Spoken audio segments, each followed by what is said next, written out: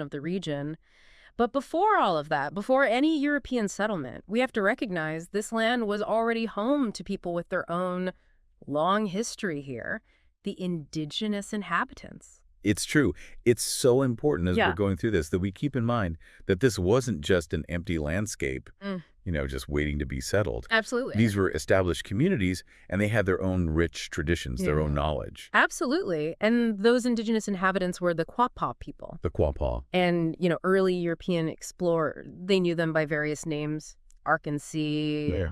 Arkansas, Acancia, Capas, before the Quapaw became the standard. What's fascinating, Yeah. something that Etheridge highlights is their reputation. Yeah. They were described as tall, well-built, brave, and highly skilled in hunting and fishing. Notably, they maintained peaceful relationships with both the French and the Americans Wow. for quite some time. Quite some time, yeah. Unfortunately, as Etheridge recounts, treaties with the United States in the 1820s led to the Quapaw's removal to northwest Louisiana. Oh, wow. And this is a significant and often overlooked part of this early history that you've brought to our attention. Absolutely. So this great wilderness, for those of us who live here now, what did the actual environment look like? Well, you have to imagine dense forests, really unlike what we see today. Right. The types of trees vary depending on the elevation, so low-lying areas. Overcup oak, white oak. Got it. Moving to higher ground, you have red oak and hickory, along with elm and post oak.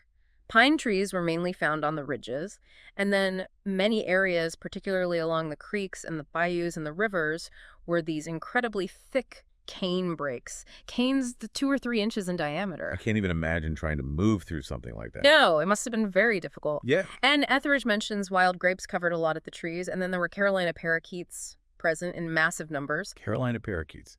I know, I'd never heard of those being in this part of the country. I haven't either. They're extinct now, sadly. Oh, wow. But they were so numerous back then Wow. that their droppings actually enriched the soil, but their weight could also break off tree limbs. So Oh, wow. it was quite a noisy environment. Okay. So a very different landscape and a very different soundscape. Mhm. Let's move on to a fundamental aspect of life, food. Yes. How did these pioneers living in this great wilderness, Yeah. how did they manage to feed themselves and their families? So hunting and fishing were absolutely essential for survival. Deer were plentiful. And Etheridge describes hunting was often a communal activity. Neighbors would help each other. Even hunting dogs played a role in this. He has a story about his own dog, Taylor.